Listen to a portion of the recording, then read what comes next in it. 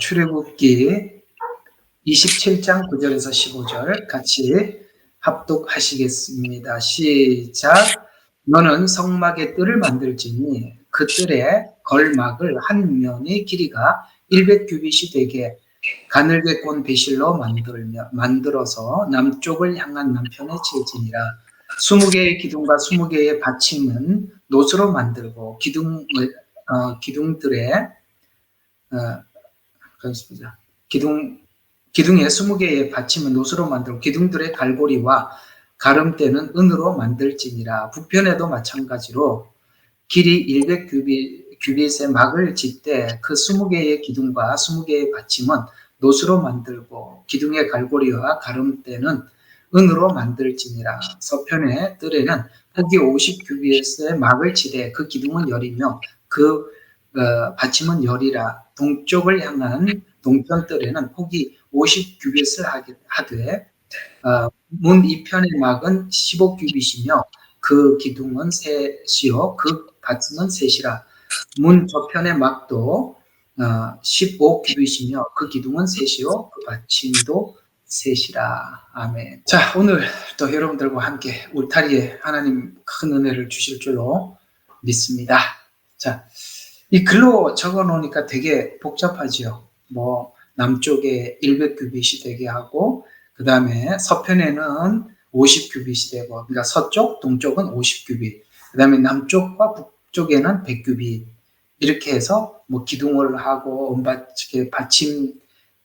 받침은 여기 노수로 하고 그 다음에 기둥은 은으로 하고 여기다가 이렇게 줄을 양쪽으로 이렇게 하고 그 다음에 가름대를 하고 뭐 이런 이야기입니다. 그러니까 사실 그림을 다 보고 나면 아주 간단한 이야기지만 글로 보게 되면 이게 어떤 그림인가 싶은 생각이 들지요.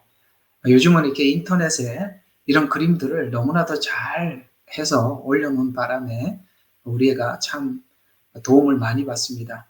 아까 시작하기 전에 여러분들에게 말씀드린 것처럼 이 복음에 대한 이해가 막 여기저기서 이렇게 조금씩 이렇게 우리가 듣다가 보니까 이렇게 딱 그림이나 체계가 이제 잘 안 서져 있을 수 있어요.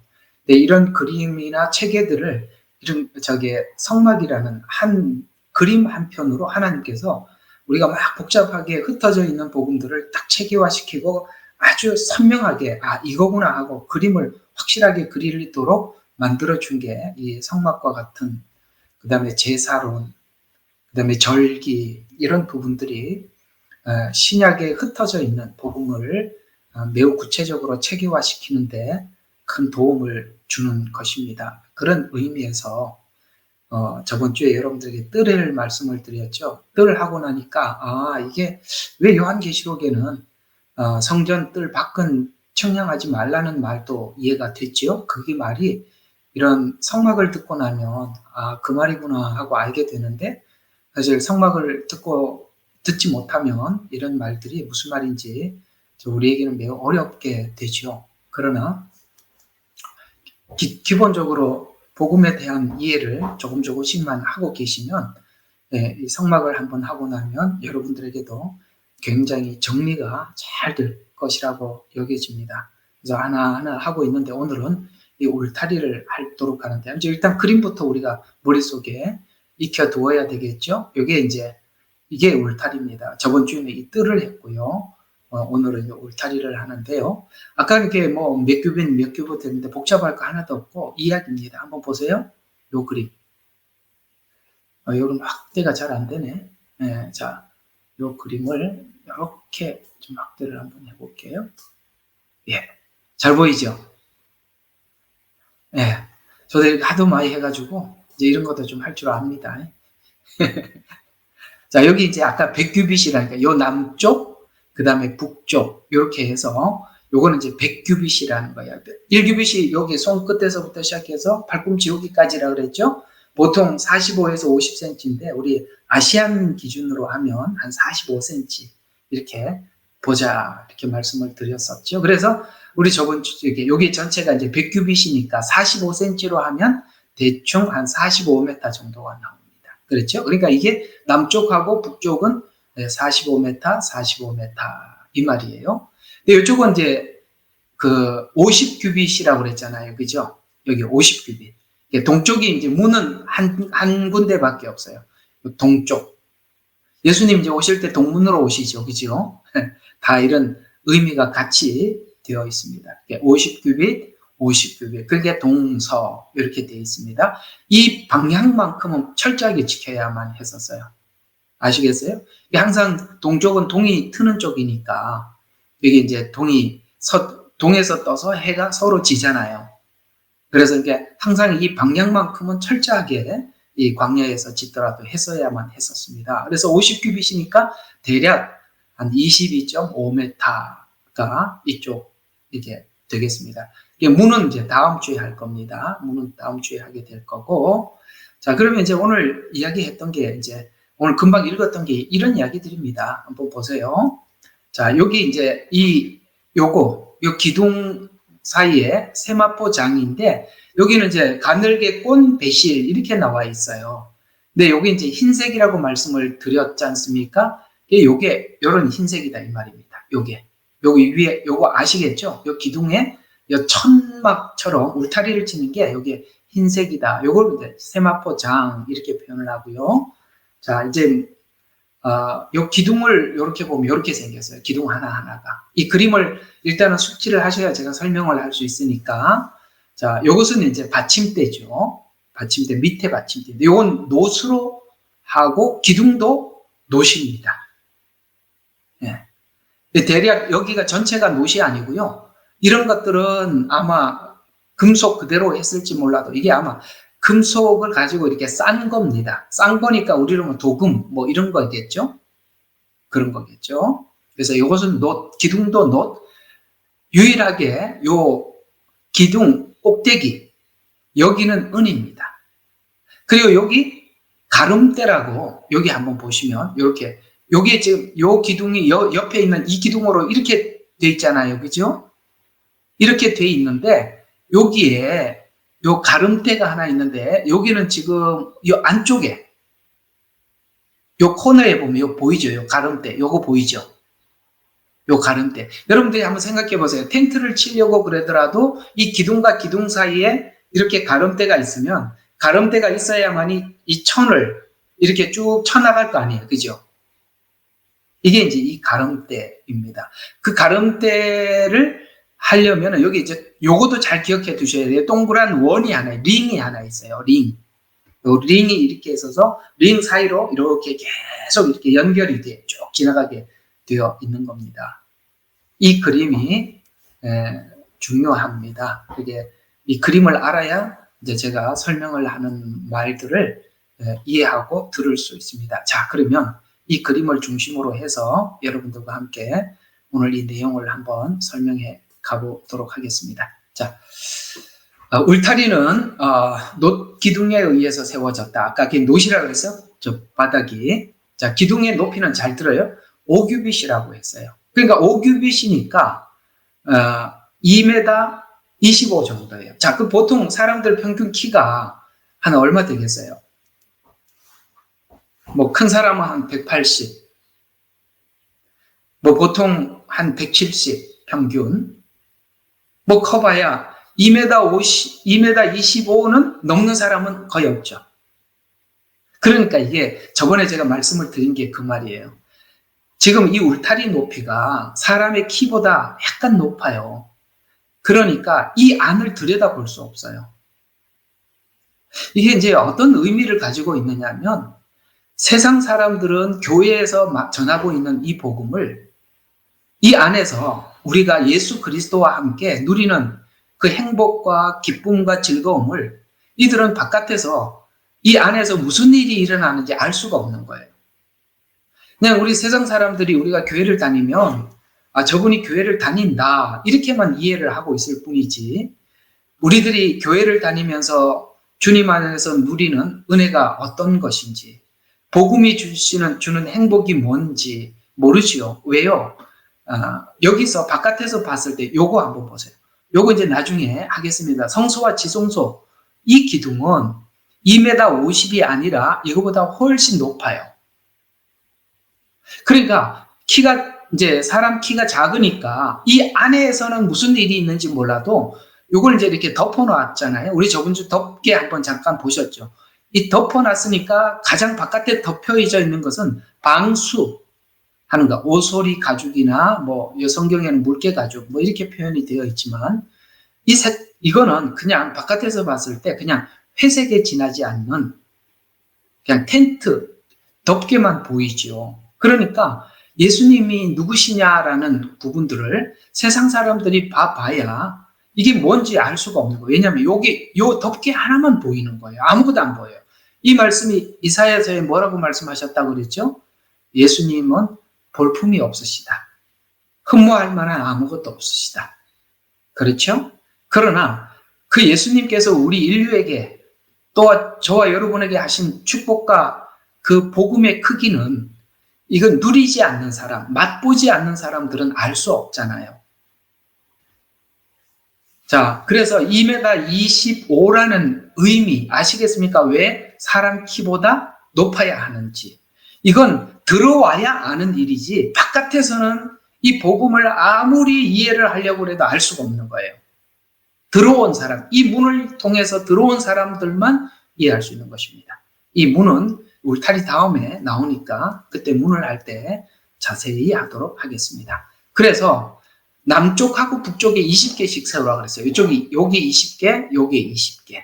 아시겠죠? 그 다음에 동과 서에는 몇 개로 세우라고요? 10개씩 세워서 여기 10개, 여기 10개.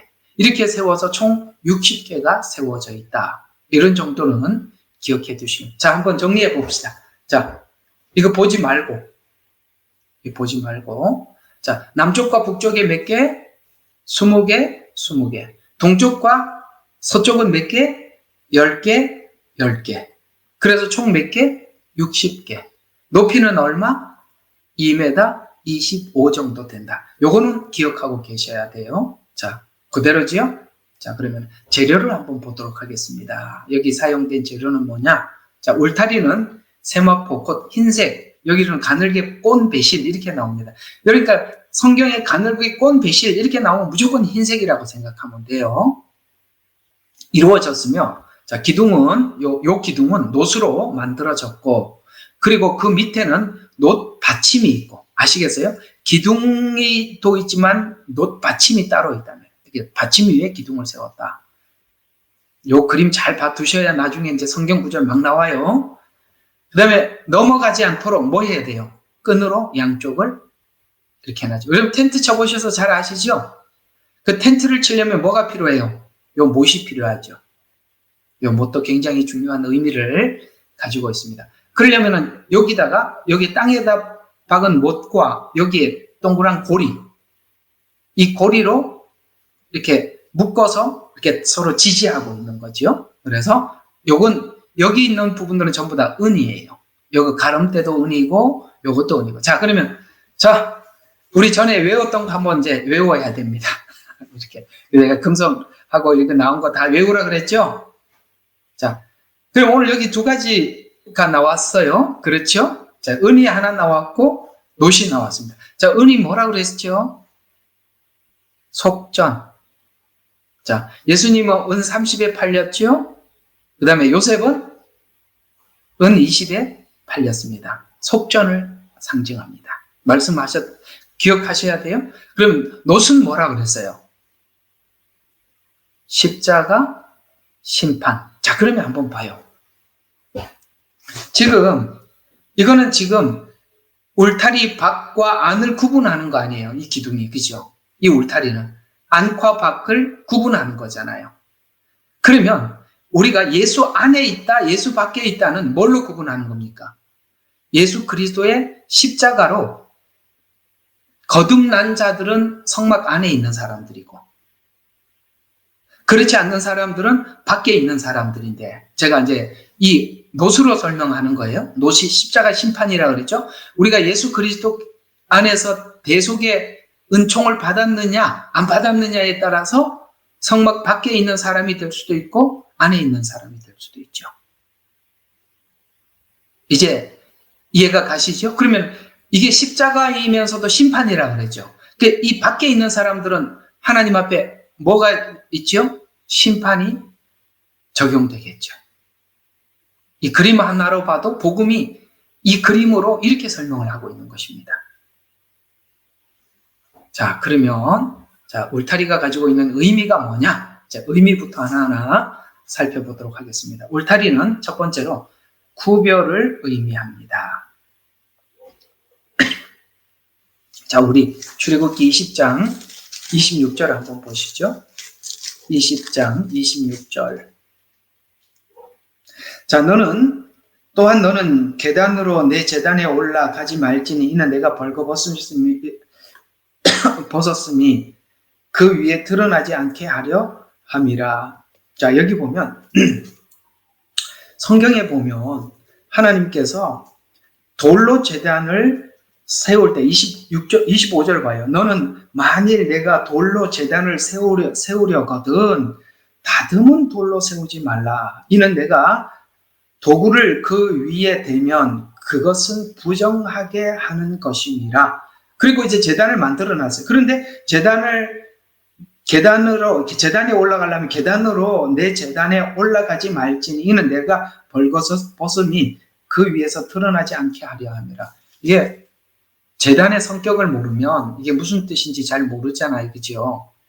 이 다듬은 돌로 그때 여러분 성막이 만들어지기 전에는 하나님께서 아브라함이 돌을 쌓다가 단을 쌓고 거기다가 하나님 앞에 제사를 드렸다. 그래서 돌단을 쌓았다. 여기 야곱이 베델에서 돌단을 쌓았지요. 꿈을 꾸고 일어나서 제단을 쌓고 여기가 베델이라. 이게 하나님의 전입니다. 하나님의 문입니다. 이렇게 이게 베델이라는 말이 하나님의 문 이런 뜻이거든요. 자, 근데 이제 성막이 만들어지기 전에는 돌을 제단을 쌓아서 거기서 예배를 드렸었어요. 근데 이 제단을 쌓을 때 절대 그 돌에다가 정을 대서 돌을 이렇게 다듬지 마라. 이렇게 말씀하고 있어요. 이게 무슨 뜻일까요? 성경에서 우리에게 전하는 복음을 우리 마음대로 제단하지 말라는 것입니다. 말씀을 우리 마음대로 다듬지 말라는 겁니다. 그러니까 우리는 자꾸 이렇게 말씀을 다듬으려고 하다가 잘못 해석을 하잖아요. 그렇죠? 그래서 절대 하나님 말씀 다듬지 마라. 두 번째, 여러분 거기 올라가는데 어떻게 하라 그랬냐면 오늘 올라갈 때 어디 갔어요? 아까 금방 읽었던 게 20장 26절 26 이건 어쩐지 이걸 책을 20장을 펴놨다가 다시 돌아와 버렸네요. 그래서 안 보이네요. 26절 보면 너는 제단을 쌓아서 제단에 올라가려면 계단을 타고 올라가야 되는데 내 제단에 올라가지 말지니 내가 벌거벗었음이 그 위에 드러나. 이게 무슨 말이냐면은 이것도 왜 제단에 올라갔는데 왜 이렇게 하체가 이렇게 드러나나. 이게 무슨 뜻이냐면 여러분 혹시 이거 아세요? 그 다윗이 법궤가 다윗성으로 들어올 때 다윗이 너무너무 기뻐가지고 너무 기뻐서 요즘으로 말하면 막 뛰었어요. 너무 즐거워서 뛰었는데 그 미갈이 이제 부인이지 않습니까? 사울의 딸이잖아요. 그래서 그가 어디 부끄럽게 뛰어가지고 사람들에게 다 부끄러움이 보였다. 이게 무슨 말이냐면 그 당시에는 원피스와 같은 옷을 입었어요. 원피스. 그러니까 지금은 이렇게 상의가 있고 하의가 따로 구별되어 있지 않습니까? 그 당시에는 이렇게 원피스와 같아서 뛰면 너무 높이 뛰면 점프를 하면 어떻게 되겠어요? 상상에 맡기겠습니다. 이제 알아들으셨죠? 예. 그래서 그 하체가 드러난다. 오늘 그 말이 똑같은 이야기. 그 계단에 올라가면 어떻게 했어요? 그 아래 하체가 그대로 드러난다.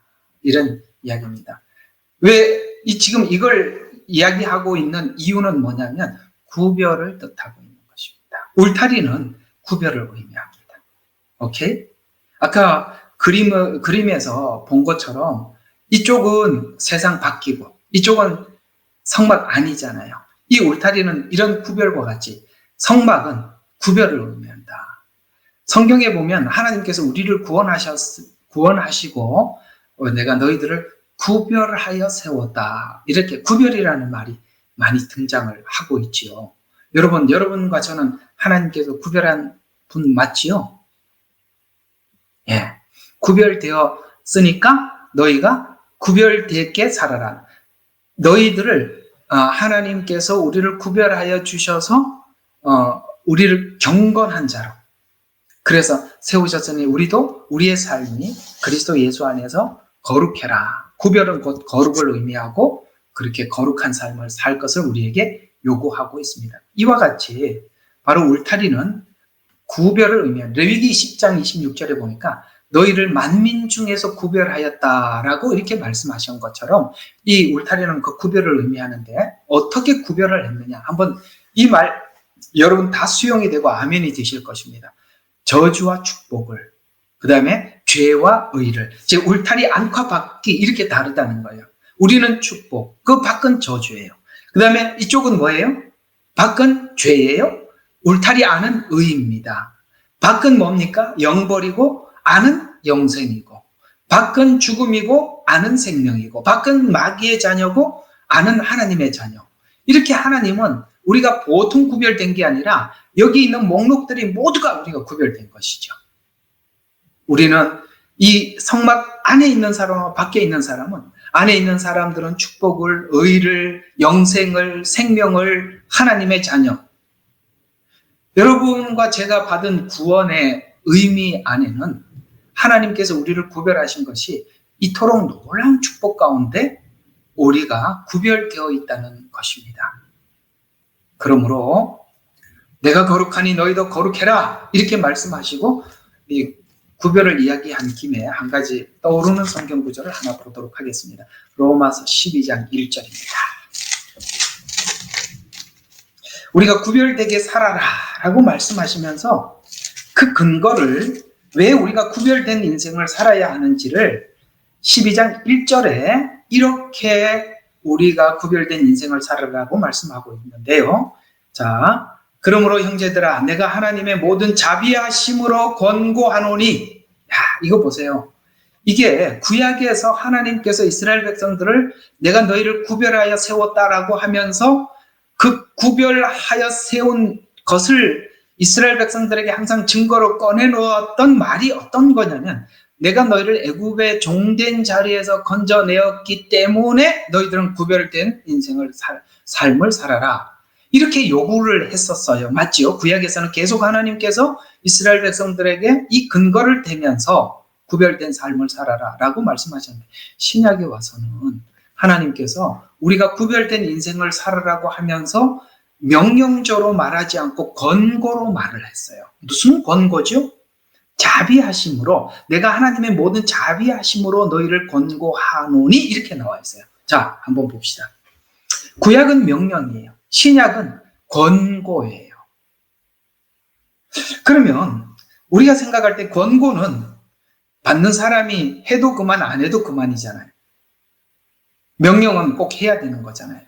그런데 여기에 자, 구약에는 내가 너를 애굽에서 꺼냈기 때문에 살아라 이렇게 했다면 지금 신약에서는 자비하심으로 권고한대요. 그러면 이 권고의 크기가 이 권고의 큰 목소리가 어느 정도 커지는 거냐면은 하나님의 자비를 아는 만큼 큰 소리가 되는 겁니다. 됐죠? 시원하시죠? 그러면 여기 있는 여러분과 제가 하나님의 자비하심을 입지 못한 사람이 누가 있냐 이 말이죠. 여러분과 저는 하나님이 우리를 구별해 주셨어요. 그 구별의 근거가 뭐냐면 우리가 뭘 해서가 아니라 온전히 하나님의 자비가 쏟아져서 완전한 하나님의 자비 때문에 우리가 구별됐죠. 그러면 내가 너를 애굽의 종된 자리에서 건져낸 여호와라라고 그러므로 이렇게 해라라는 게 무서워요. 하나님의 자비하심으로 권고하심이 더 커요. 분명히 이 권고가 더 큰 겁니다. 십자가의 복음을 받고 은혜를 받은 우리들의 하나님의 권고의 말이 결코 작은 이야기가 아니라 로마서는 전체가 처음부터 끝까지 계속 뭐를 이야기했냐면 우리가 하나님의 은혜로 의롭게 되었다. 이렇게 얘기를 했어요. 여기 특별히 로마서 9장부터 11장은 유대인이나 이방인이나 모두가 하나님의 자비 안에서 의롭게 되었다. 이렇게 말씀하고 있어요. 그래서 로마서를 쓴 목적, 바로 하나님께서 구별한, 이걸 위해서 하나님이 썼다라고 말씀하시면서 우리 로마서를 쓴 목적을 한번 로마서 1장에서 한번 보세요. 로마서 1장에서 보면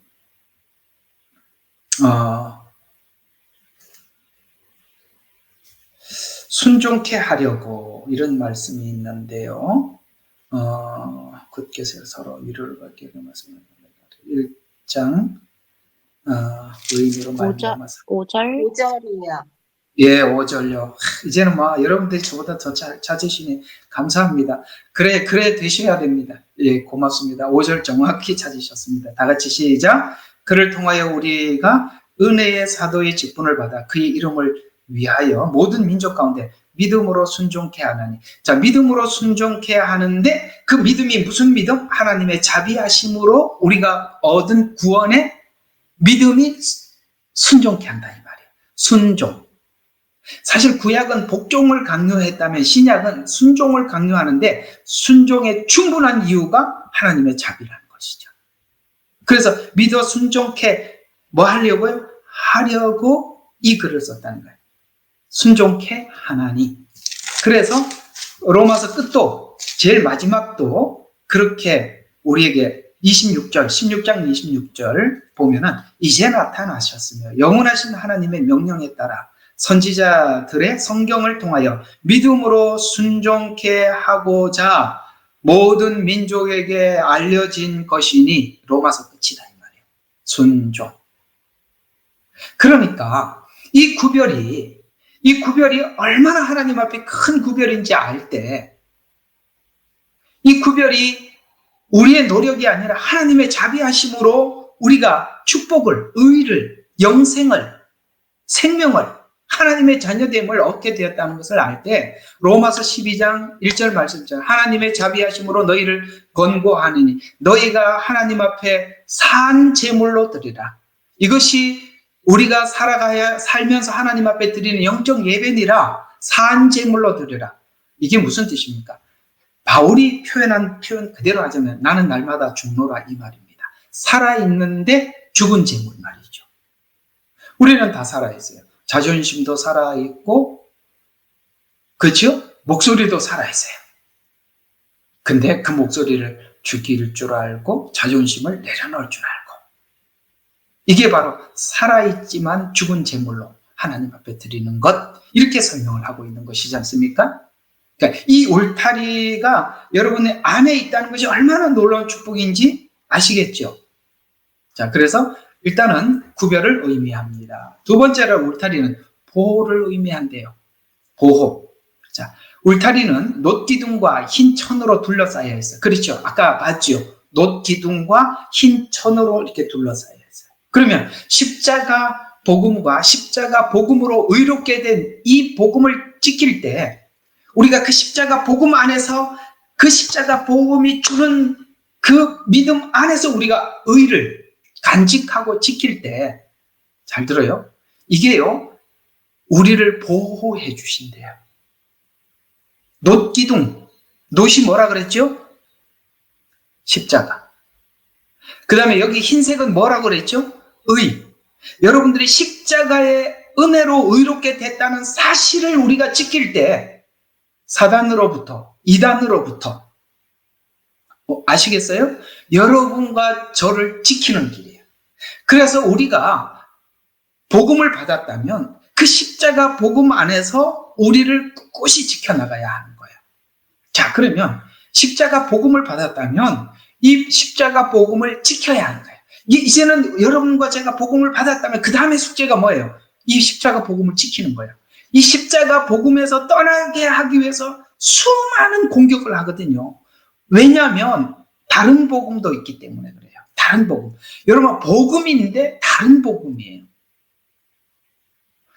뒤에 복음은 복음이라고 찾아오는데 다른 복음이에요. 이 다른 복음을 누가 만들었냐? 다른 영이 있대요. 다른 복음을 받아들이면 다른 영을 받게 된대요. 그러면 다른 영을 받게 되면 십자가 복음에서 떠나가 버리는 거예요. 그러면 하나님과 상관이 없어진답니다. 그러니까 여러분들이 지금 매일매일 성경 공부할 때나 하나님 말씀을 들을 때마다 뭘 들어야 되는 거예요? 십자가 복음을 들어야 되는 거예요. 십자가 복음이 어떠한 것인지, 부활이 어떤 건지, 예수님이 왜 지금 승천하셨는지, 주님이 언제 다시 오실지, 오시면 무슨 일을 위해서 오실지, 이 복음에 대해서 눈을 감고도 쫙 외칠 수 있어야 되는 거예요.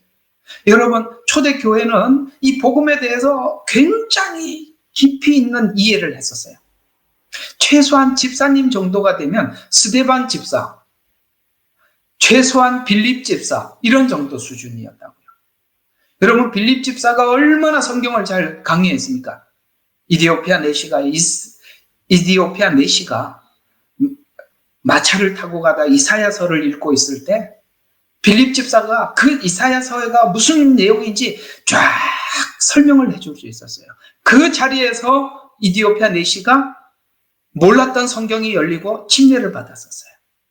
스데반 집사는 창세기부터 말라기까지 꿰고 있었습니다. 그럴 정도로 이 십자가 복음에 대해서 분명했었어요. 이와 같이 이 마지막 때를 살아가고 있는 저와 여러분도 이 십자가 복음에 대한 이 믿음이 분명히, 왜요? 갈라디아서 1장 6절과 9절에 보니까 이런 말씀, 이렇게 압축만 해놓은 거예요. 자, 이런 이야기예요. 처음 받아들인 복음 외에 다른 복음이 있다면 그것은 만약에 바울 자신이든 바울이 처음에 복음 전했던 그 복음 말고 다른 걸 가지고 내가 와서 너희들에게 그렇게 하든지, 천사가 와서 하든지, 누가 와서 그런 말을 하더라도 내가 너희에게 처음에 전했던 이 십자가 복음, 그거 외에 다른 복음을 전하는 사람이 있다면 저주를 받으라. 무슨 말입니까? 다른 복음을 전하는 사람이 있다, 이 말이에요. 있다, 이 말이에요.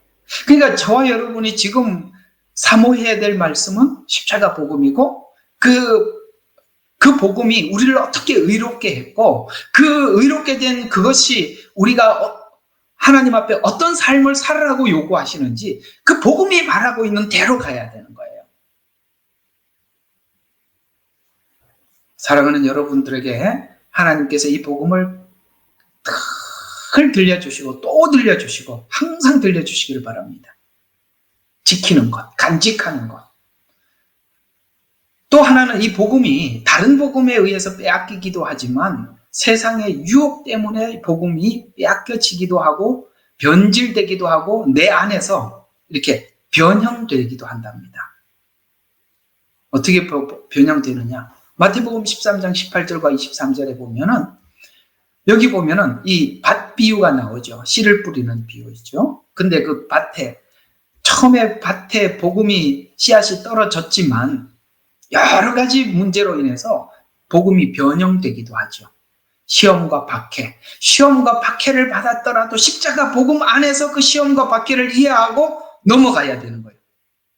다시 한번, 우리가 시험과 박해가 없을 수 없어요. 당연히 있는 것입니다. 그러나 시험과 박해를 받을 때 우리 이 성경 복음 자체를 변형시키지 말아야 돼요. 그 십자가 복음 안에서 그걸 넘어가야 돼요. 우리가 복음 시험과 박해를 받을 때 뭘 생각하면 됩니까? 예수님이 받았던 시험과 나의 시험을 접목시켜서 내 믿음이 성숙하는 기회가 되는 것이고, 박해를 받을 때도 예수님께서 받았던 박해를 우리도 마음으로 느끼는 것입니다. 그래야지 이 박해가 온다고 해서 이 박해 때문에 우리가 마음대로 성경을 나름 해석을 해서 피할 길을 찾으려고 하지 말라. 그러면 복음이 변질된다, 이 말이에요. 타협하지 마라. 세상의 염려와 재물의 유혹 때문에, 세상의 염려가 있고 왜 우리가 재물의 유혹이 없겠어요? 우리 모두가 육체를 가지고 있고 몸을 가지고 인생을 살아가고 있는데 왜 없겠습니까? 그러나 염려나 유혹이 닥쳐올 때 예수님께서 마치 금식 기도를 하시고 사단에게 유혹을 받았던 그걸 우리가 더 깊이 이해하는데, 그걸 이해하고 우리 믿음이 성숙하는 데 기회로 삼아야지, 이런 걸로 인해서 우리가 복음이 뿌리가 내리지 못하게 되면 안 된다. 그래서 복음이 뿌리가 내리지 못하게 하기 위해서 시험이나 박해가 동원되기도 하고 세상에 염려나 유혹이 동원되는데, 이럴 때 여러분들이 말씀을 그대로 붙잡고 말씀으로 직진하셔서 돌파하셔야 되는 거예요. 아시겠어요? 직진하셔서 돌파해야 될 문제지, 이것을 피해가면 복음이 변형되는 거예요. 됐죠? 자, 그 다음, 약한 자의 공격으로 우리가 믿음이 연약할 때는, 그 약할 때 우리가 전신갑주를 입어서 복음을 지켜라 라고 말씀합니다. 그래서 이 전신갑주 이야기를 하다가 끝부분에 가서 이런 말씀을 하고 이야기를 끝내요. 이는 믿음을 지키고 악한 날에 복음이 빼앗기지 않도록 준비하라, 이렇게 말씀하고 있어요. 복음이 빼앗기지 않도록 조심해라. 그러니까 복음을 빼앗기 위해서 공격하는 자들이 있다는 얘기가 되는 것이잖아요. 그렇죠? 그래서 이렇게 사단은 우리가 가지고 있는 복음을 빼앗기 위해서 여러 가지 방면에서 이렇게 불철주야, 우는 사자처럼 두루 다니면서 삼킬 자를 찾아다니고 있다는 것을 우리는 알아야 하는 것입니다. 요한복음 10장 27절과 29절에 보니까, 우리가 이 복음을 지키기 위해서는 무엇을 해야 되느냐? 예수님의 목소리를 알아들을 수 있어야 된다. 예수님의 목소리를 알아들어. 딱 들어보면, 저 양반 진짜 저거 예수님의 말씀 맞구나. 아이고, 저 말은 예수님의 말이 아니네. 우리 집에 그 닭이 2마리 있잖아요. 우리 교회에 사시는 분들은 다 알아요. 이 닭이 있는데, 저는 이 닭을 별로 안 좋아합니다. 얘들은 내가 가면 도망가요. 예, 별로 안 좋아합니다. 이렇게 오라 그래도 가고 그럽니다. 사모님이 가잖아요. 발걸음 소리부터 나하고 다른가 봐. 이렇게 벌써 소리가 날 때부터 펄펄 날아다녀요. 막 보고 싶어가지고. 왜? 그리고 이렇게 이름을 불러주면 막 좋아서 막 쫓아와요. 왜요? 발걸음 소리도 알고 목소리도 아니까. 우리도 예수님이 어떤 분인 줄 알면, 그 설교자가 설교를 하면, 이건 예수님의 발소리구나. 이건 예수님의 목소리구나. 알잖아요. 오늘 그 말이잖아요. 자신의 양들은 자신의 목소리를 듣고 따른대요. 그리고 아무도 그들을 자신의 손에서 빼앗아 갈 수가 없답니다. 그래서 우리가 예수님의 그 복음을 정확히 알고 복음의 소리를 따라갈 때 여러분과 저는 우리를 지킬 수 있어요. 아시겠죠? 이 지혜가 필요해요. 그래서 좀 안 되는 이야기지만 설교라고 해서 다 설교도 아니고, 아시겠습니까? 예수님이라는 호칭을 붙인다고 해서 다 예수님이 아닐 수도 있다는 거예요. 여러분들 그 분별은 여러분의 몫이에요. 예수님 이야기 계속 듣다 보니까 분별이 가시죠? 예. 골로새서 2장 6절과 8절은 그는 그리스도 예수 안에서 걸어가고 그 안에서 뿌리를 내리고 세워지고 믿음에 힘입어 감사함이 넘치도록 하라. 이게 뭐라고요? 예수님 안에서 걸어가라. 예. 예수님 안에서. 그 다음에 그 안에서 뿌리를 내리고 세워져라. 그리고 감사함이 넘쳐라. 근데 있잖아요. 예수님 안에서 걸어가고 그 안에서 뿌리를 내리는 사람들이 나타나는 자연스러운 열매는 뭐냐면 감사입니다. 감사. 사실 사단이 그 성도들이 쓰는 용어, 이게 말 중에 사단이 제일 싫어하는 말이 뭔지 아세요? 감사예요. 이게요, 사단이요, 너무너무 싫어하는 말이 감사예요. 불평하라고 뭘 했더니 감사하대. 와, 이거 반대말을 하고 있잖아요. 그렇죠. 하나님 이래도 감사합니다. 저래도 감사합니다. 이 사람에게는 사단이 뭘 할 수가 없어요. 뭘 하겠어요? 감사한다는데. 불평하고 나누고 갈라지라고 주님과 떨어지라고 계속 공격을 했더니 감사하대. 그러면 답이 없는 거거든요. 그래서 감사할 때 우리는 복음 안에서 우리를 지킬 수 있다. 그래서 복음을 받아들인 뒤에도 경계하고 복음에 굳게 서야 한다는 말이 되는 것입니다. 복음을 받은 사람들은 복음을 지켜야 하고 또 그 안에서 성장해야 하고 또 복음으로 우리가 격려를 받아야 돼. 이 설교를 들으면 격려가 돼. 이게 야단치는 말이고 우리에게 책망이 되는 말이라도 더라도 이 복음은 우리에게 격려가 돼요. 위로가 되죠. 그 다음에 세상의 다양한 유혹과 시험 속에서도 믿음을 굳건히 지키라고 이렇게 경고하고 있는 것입니다. 우리가 울타리 안에 있다는 말이 그런 뜻이다 라고 말씀하고 있어요. 또 십자가 안에 복음 안에 있을 때 세상으로부터 심판으로부터 보호받게 된다. 스가랴서 12장 8절 그날에 여호와가 예루살렘 거민을 보호하리니 라고 이렇게 보호를 약속하시더라. 여러분 복음 안에 있을 때 우리는 하나님 앞에 분명히 보호를 받을 수 있을 것입니다. 그 복음을 받았던 노아 홍수 때 방주 안에 있었던 노아 식구들은 모두 다 하나님의 약속대로 보호를 받았죠. 그러나 방주 밖에 있던 불신자들은 보호를 받지 못한 것처럼 성도는 예수 그리스도 안에 이 방주는 바로 예수 그리스도를 상징적으로 말씀하고 있는 것인데 우리가 예수 그리스도 안에 있을 때 우리는 하나님으로부터 보호를 받는 것입니다. 또 이 보호받는다는 말을 하나 더 성경에 우리가 살펴보면 이 요한복음 15장 1절과 5절입니다. 여러분 포도나무가 혼자 있으면 들포도를 맺을 수밖에 없고 아무것도 할 수 없어요. 그런데 우리가 예수 그리스도 안에 있을 때 하나님께서는 우리를 보호해 주십니다. 그게 요한복음 15장 1절과 5절이죠. 나는 내가 참 포도나무요 내 아버지는 농부라. 물은 내게 있어 과실을 맺지 아니하는 가지는 아버지께서 제해 보시고 과실을 맺는 나무는 하나님께서 더 열매를 맺게 해주시죠. 그러면 나는 참 포도나무이다라고 말하니까 나는 곧 예수님이고 그 다음에 하나님은 농부고 그러니까 우리가 예수 안에 있게 될 때 아버지의 농부의 돌보심을 받게 된다 이런 말이 되는 거죠. 요한복음 15장을 여러분들이 소화할 수 있다면 우리는 이 복음에 대해서 아주 깊이 있게 이해를 하고 있는 것입니다. 요한복음 15장은 우리가 예수 그리스도 안에 있을 때 저절로 열매를 맺는다. 이게 굉장히 중요한 말이에요. 저절로 열매를 맺는다. 우리가 신앙생활 하면서 헤매죠. 많이들 헤맵니다.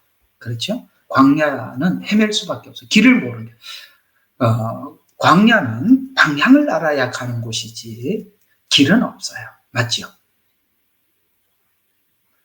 여러분 그 시편에 보면 하나님의 말씀은 내 발의 등이요 빛이 나니 이렇게 말씀하고 있어요. 내 발의 등이라는 말의 뜻은 뭐냐면 원래 그 유대인들은 우리 옛날에는 호야라고 들어 요즘은 이제 후라시를 들고 다니지만 옛날에는 호야라고 들어 혹시 아세요? 그래 이걸 알면 굉장히 촌에서 살던 사람이고 이거 모르면은 여러분들이 서울이나 경기도 이런 데 살았던 사람들입니다. 여기 오는 사람들은 서울, 경기도 이런 데 살아갖고 호야를 모르는 이게 호야를 아는 사람들 저 같은 정도 수준이 돼야 아는 겁니다. 저는 아주 시골에서 살았었어요. 호야라고 석유를 넣고 불을 붙이면 그 테두리는 유리로 이렇게 되어 있어요. 그러니까 유리로 되어 있기 때문에 바람이 아무리 불어도 그 유리 때문에 불이 꺼지질 않아요. 대신 이제 그러니까 석유를 넣어서 심지로 이렇게 호롱불과 같은 건데 그건 이제 호야는 이동할 수 있는 거고 호롱불은 집에다가 고정시켜 놓는 거예요. 그 이스라엘도 당시에는 길을 갈 때 그 이스라엘 때 험지가 많죠. 산지가 많잖아요.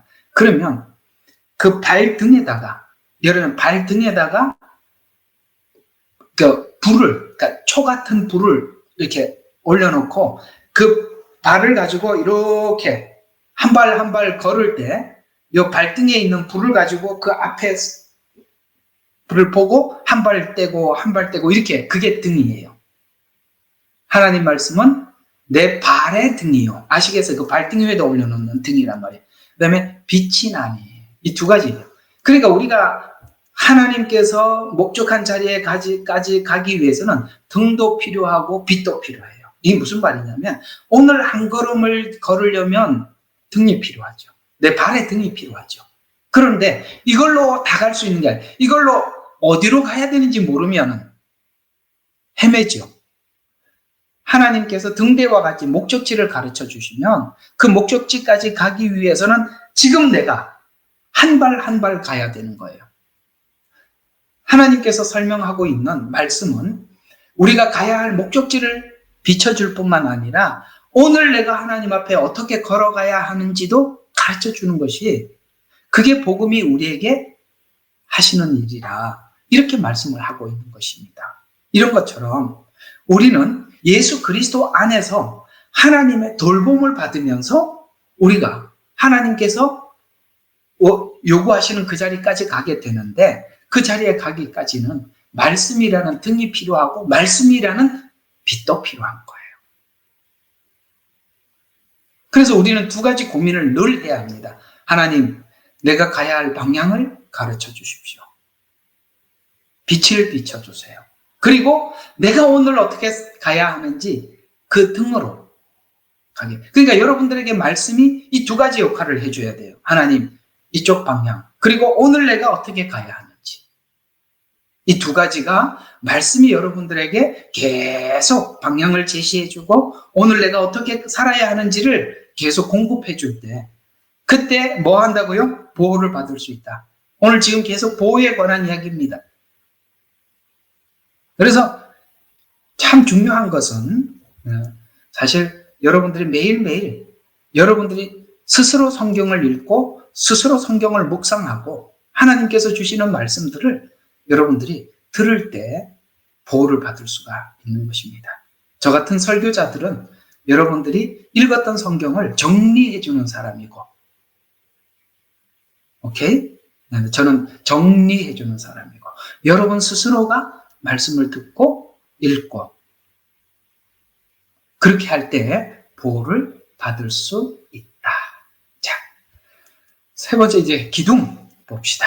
모양은 여기에 보니까 녹기둥은 총 60개예요. 이게 출애굽기 27장 10절과 15절에 있는 이렇게 동서에 각 10개, 남북에 20개. 아까 했죠? 그림 보셨죠? 그리고 상단부 갈고리 부분과 기둥 본체와 하단 받침으로 구성되어 있으며 울타리를 중심으로 안팎으로 줄을 고정시키는 고정 말뚝이 있고 기둥 전체를 잇는 가름대, 요게 가름대, 요게 고정줄. 오케이? 요게 기둥, 여기는 놋, 그 다음에 은. 요 그림은, 그 다음에 요거는 동그란 고리. 요 동그랗다는 것도 잘 기억해 두라 그랬죠? 자, 요 그림이 성경에서는 많이 우리에게 설명하고 있는 것입니다. 그러면 한번 봅시다. 상단부 갈고리는 아까 은이라고 그랬습니다. 그럼 은은 속전이라고 그랬죠? 기둥은 놋이라고 그래서 몸체, 기둥과 몸체가 다 놋이라고 그랬습니다. 십자가죠? 하단 받침도 십자가입니다. 고정 말뚝이라고 하면 아까 그 핀 있죠? 요게 말뚝이에요. 이것도 뭐냐면 놋으로 만들어요. 그러면 가름대는 아까 요거예요. 요거는 은이다. 이렇게 말씀을 드렸습니다. 자, 이 의미가 뭔지 한번 보도록 하겠습니다. 우리 아까 이제 말씀드린 거죠. 놋은 십자가고 은은 속전이다. 뭐 이거는 이제 근거 성경 꿀쳐드리니까 지나가고. 자, 밑받침은 믿음의 터를 의미한다. 터. 자, 우리가 믿음이 무엇 위에 서 있느냐? 반석 위에 서 있다는 말이 뭐냐? 모래 위에 서 있다는 말이 뭐냐? 반석 위에 섰다는 게 뭐냐? 터가 뭐냐? 여러분들의 신앙의 기초가 뭐냐 이거예요. 오늘 여기 보니까 이 기둥의 기초가 뭐였습니까? 여기 뭐라고요? 놋. 여러분의 신앙이 어디 기초 위에 서 있어야 되는 거냐? 예수님 십자가 위에 신앙이 서 있어야 된다는 거예요. 그러니까 밑받침은 믿음의 터를 의미한다. 골로새서 1장 23절에 그렇게 나와 있어요. 그래서 십자가 위에, 신앙 위에 세워진 믿음, 그 십자가 복음 위에 세워진 교회, 그것이 진짜라 이 말이에요. 그래서 기둥의 받침은 기둥을 견고하게 세우기 위한 것인데, 자, 교회는 예수 그리스도의 복음 위에 세워져야 한다. 그럴 때 무너지지 않는 거예요. 여러분, 그래서 교회를 세우는 목적이 뭘까요? 바로 예수 그리스도의 십자가 복음을 전파하기 위해서 세운 거예요. 그리고 이 십자가 복음 위에 세워진 교회는 견고하고 튼튼하며 말이 잘 안 돼. 화목되게 되어 있고, 그래서 정말 교회를 가보면 정말 예수 그리스도 위에 탁 세워져 있는 교회들은 그렇게 포근하고 따뜻하고, 이렇게 만나면 그렇게 좋을 수가 없어요. 근데 그게 다른 어떤 목적 위에 교회가 세워져 있으면 그게 표시가 나요. 왠지 어색하고 성도들 간에 뭔가가 이렇게 나누어져 있고 이런 게 보인다 이 말입니다. 그러나 교회가 십자가 위에 세워졌을 때 아주 건강하고 행복한 것입니다. 교회는 예수 그리스도의 복음 위에 세워져야 무너지지 않습니다. 마태복음 24장 25절. 자, 십자가 굳건한 터 위에 세운 집은 바람이 불고 창수가 나도 무너지지 않는다. 이렇게 말씀하고 있어요. 반석 위에 세워진 교회. 반석이 뭐라 그랬습니까? 예수 그리스도. 모래 위에 세워졌다라는 말은 이게 이제 번역상 좀 문제가 있다고 말씀을 드렸죠. 원래는 원문으로 보면 자갈돌 위에 세워져. 자갈돌은 뭡니까? 십자가 외에 다른 여러 가지 예수님을 믿는 이유들이 있다면 우리는 자갈돌 위에 세워놓은 것이고, 다른 이유 없어요. 내가 예수를 믿고 교회를 다니고 하나님을 섬기고 교회를 섬기는 이유는 오직 예수뿐이다 라고 한다면 여러분들은 무엇으로도 여러분들을 흔들 대상이 없는 거예요. 만약 예수 그리스도 말고 다른 기대감이 하나님 앞에 있다면 우리는 흔들릴 수가 있고 유혹받을 수도 있고 그렇습니다. 그렇죠? 근데 우리가 믿는 이유가 예수 그리스도 그 외에 아무것도 없습니다 하면은 결코 시험, 곧 바람이 불고 창수가 나도 무너지지 않을 것입니다. 오늘 이 이야기가 성막이 증언을 하듯이 성막의 내용이 모두 다 여기 이제 우리가 공부를 하다 보면 전부 다 예수님에 관한 이야기라는 거예요. 성막은 전부 다 예수님의, 아까 기둥 하나도 십자가예요. 그건 예수님에 관한 얘기예요. 속전도 뭡니까? 예수님에 관한 이야기예요. 여기 있는 기구 모든 것이 무엇 하나도 빠지지 않고 전부 다 예수님에 관한 이야기예요. 그러니까 성막이 전체가 예수님에 관한 이야기라면 성경이 전부 다 예수님에 관한 이야기고, 그렇다면 교회는 끊임없이 예수님에 관한 이야기가 전해져야 되고 오고 가야 한다는 거예요. 고린도전서 3장 10절과 11절에 보니까 이 터는 곧 예수 그리스도라라고, 터가 뭔지 그 기초, 아까 기초가 뭔지 분명히 말씀해요. 터는 예수 그리스도라라고 분명하게 선포하고 있습니다. 그래서 예수 그리스도 터 위에 교회가 세워지고 그 안에서 주를 위해서 헌신하는 모든 헌신들은 뭡니까? 그건 시험이 아니라 하나님께서 헌신들은 그것은 우리를 시험에 들지 않게 해요. 우리는 하나님 앞에 어떤 사람은 열심히 헌신하고 시험에 들어버려. 그건 왜 그래요? 예수 그리스도 터 위에서 하지 않고 다른 이유가 있기 때문에 반드시 환난이 오고 시험이 올 때 넘어지더라. 그래서 여러분, 예수 그리스도라는 이름 앞에 여러분들이 헌신이 들어가고 헌금이 들어가고 여러분들이 하나님 앞에 직분을 감당하고 다 그분 때문에, 주님 때문에 하셔야지 다른 이유로 하면은 그것이 다 시험거리가 되는 것입니다. 이것이 정말 주를 위해서 그렇게 했는 건지 아니면 그게 다른 목적에 의해서 했는 건지를 마지막 때 고린도전서 3장 12절과 15절 그 공격을 시험해 보신다. 우리 주일날 저녁에 했던 내용이니까 지나가겠습니다. 만약에 금속류 같은 것들은 불이 지나가도 타지 않겠지만 나무나 지피나 이런 걸로 했던 것들은 전부 다 타버려서 주를 위해서 이제 이게 상급을 많이 준비해 갖고 갔구나라고 하더라도 거기 가면 아무것도 없을 것입니다. 자, 그 다음에 기둥은 교회 성도들을 의미한다. 여기 보니까 교회가 형성되기 위해서는 성도 하나하나가 모여서 뭐가 됐습니까? 교회를 형성했죠. 이 기둥 하나하나는 각자가 십자가 복음 위에 세워진 믿음들을 이야기해요. 그것이 가름대가 되어서 일체성 있게 서로 연결되어서 하나가 되어 있는, 이게 바로 성도들이 이렇게 교회를 하나하나 구성을 하고 있는 것이에요. 자, 이것이 창세기 28장 22절에 보니까 십자가 은혜로 교회가 세워졌는데, 기둥은 교회를 의미한다. 야곱이 베델에서 하나님을 만나고 거기서 만나자 기둥을 세웁니다. 이 기둥. 야, 거기 기둥을 세웠다는 말이 무슨 말인가 했더니 여기서 나오지요. 깜짝 놀랐죠. 뭔 기둥이지? 아, 성막에서 기둥을 이야기죠. 그러니까 이게 그런 말들이 지나가는 말들인데 보면 아, 여기 있구나 하고 그렇게 알게 돼요.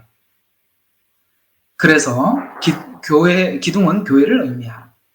그래서 거기다 기름을 붓고 그것을, 기름을 부었다는 것을 구별했다, 이런 이야기가 됩니다. 그래서 그것을 하나님의 전입니다 라고 말씀하셨고, 이 전이 성막으로, 성전으로, 교회로, 새 예루살렘으로 계속 이어지는 것입니다. 자, 그 다음 여기까지 해야 될 것 같아요.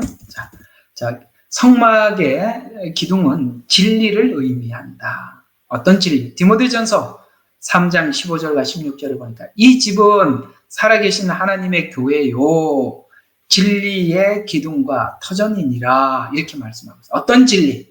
여기 보니까 살아계신 교회, 진리의 기둥이라니까 어떤 진리일까요? 바로 성육신의 진리.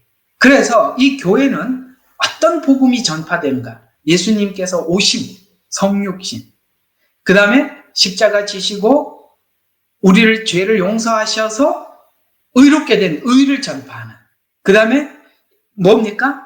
부활을 증거하는. 자, 이게 그냥 한번 이렇게 얘기해보는 것보다, 이건 뭐 제 얘기가 아니고 성경을 이렇게 압축해서 디모데전서를 찾아보시면 돼요. 찾아가고 성경을 읽는 게 좀 나을 것 같습니다. 디모데전서 3장 15, 16절. 이 교회에 대해서 이렇게 잘 묘사해 두었습니다. 15절, 16절. 자, 3장입니다. 그러나 만일 내가 지체하면 내가 하나님 집에서 어떻게 처신해야 할 것을 알게 하려는 것이라. 이는 이 집은 살아계신 하나님의 교회요, 진리의 기둥과 터전이니라. 경건의 신비는 논쟁의 여지 없이 위대하도다. 아시겠습니까? 이 복음에 대해서는 논쟁의 여지가 없어요. 왜냐하면 우리가 이 복음을 세워서 우리가 구원의 기준을 세운 게 아니에요. 하나님께서 은혜 가운데 하셨습니다. 여기에서는 우리가 내세울 권리가 하나도 없고 논쟁할 것도 없어요. 복음은 복음이 말하는 대로 받아들이면 그만이에요. 그래서 이 경건의 신비는 논쟁의 여지가 없이 위대하도다. 하나님께서 육신으로 나타나셨고, 이건 뭡니까? 성육신. 어떤 진리가 전파되어야 되냐? 성육신이 전파되어야 한다. 육신으로 나타나셨다. 성령으로 의롭게 되셨다. 예수님 십자가 지시고 성령님이 강림하심으로 믿는 모든 사람들에게 임재하셨죠. 그래서 성령으로 의롭게 되셨으며 천사들에게 보이셨고 부활이지요. 이방인들에게 전파되어서 이 복음이 전파되었다. 세상에 믿음바 되셨고 영광 가운데 들려 올라가셨으며 승천입니다.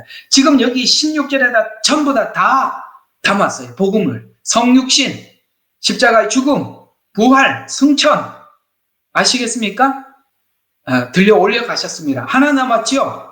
다시 오시는 거 남았습니다. 그러니까 이 교회가 진리의 터라고 이야기를 했다면 이 진리의 터라는 이 진리가 어떤 진리를 이야기하느냐? 복음을 전파하는 진리의 장이라, 이런 이야기입니다. 그러니까 이 십자가 복음 안에 있는 이 복음을 전파하지 않는다면 그건 교회로서의 가치를 상실한 것이다. 에베소서 3장 17절 하나 더 보겠습니다. 에베소서 3장 17절. 교회는 어떤 곳이냐? 3장 17절. 믿음으로 그리스도가 너희 마음속에 거하게 하시고, 그 다음에 너희가 사랑 안에서 뿌리를 내리고 터를 닦아. 이 터 위에 우리 신앙이 서 있다는 거예요. 어떤 터에? 예수 그리스도가 너희 마음속에 계시고, 아시겠습니까? 그 마음속에 그리스도의 사랑이 내 마음속에 계시는 그 기초로 내 믿음이 서 있는 거예요. 내 마음속에 사랑이 내 마음속에 있는 것을 기초로 뿌리를 내고 털을 닦는 거라 이 말이에요. 그러니까 성도들에게 끊임없이 이 진리의 복음을 전파해서 어떤 일을 하라는 것입니까? 그리스도의 사랑을 그 가슴속에 담아서 하나님의 말씀에 순종하도록 하라. 이 복음을 전파해라. 그 복음을 전하기 위해서 아까 뭘 전해야 된다고요? 성육신부터 시작해서 승천하시고 다시 오실 주님까지 우리가 예수 그리스도를 정확하게 소개를 하면 성도들이 자연스럽게 경건해질 수밖에 없다. 여러분 경건하게 사셔야 됩니다. 왜 경건하지 않습니까? 뭐 이런 얘기 한다고 경건해집니까? 어때요? 제가 맨날 그렇게 설교 한번 해드릴까요? 그렇게 살면 안 돼요. 이렇게 살아야 돼요. 왜 그렇게 살아요? 아마 내 생각에 다 도망갈 것 같은데요. 실상은 우리가 복음을 복음대로 전파하면 우리는 자연스럽게 주님 앞에 경건한 삶을 우리가 살아갈 수밖에 없어지는 거예요. 여러분, 여러분과 저의 신앙에 그 어떤 것도 틈타지 못하고 오직 예수 그리스도의 복음만이, 그 은혜만이, 십자가 복음만이 여러분들의 신앙의 터가 되고 기초가 되시기를 주 예수 그리스도의 이름으로 축원합니다. 우리는 역사상 가장 중요한 시점을 지나고 있습니다. 하나님께서는 하나님의 일을 하시기 전에 사람을 준비시키셨음을 우리가 알고 있습니다. 하나님 말씀은 마지막 때에 대추수, 대부흥의 때가 있다고 분명히 예언하고 있습니다. 아멘. 하나님의 말씀이 그대로 성취될 것을 믿습니다. 예레미야 눈물은 잠자는 교회와 영혼을 깨우기 위해 노력하고 있습니다. 이 가슴 뛰는 일에 함께 하길 원하시는 분은 카카오 채널로 연락 주시기 바랍니다. 당신은 위대한 하나님의 사람입니다.